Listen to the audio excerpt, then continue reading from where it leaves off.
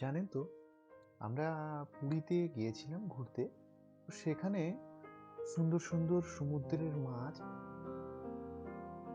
কিছু দেখেছি। যারা সমুদ্রের ধারে থাকে তারা তো প্রতিনিয়ত ওই মাছগুলো দেখে। কিন্তু আমরা সমুদ্র থেকে অনেকটাই দূরে। মাঝে সাঝেই যাওয়া হয়। আর এইভাবে মাছগুলো আমাদের ঠিক দেখা হয় না।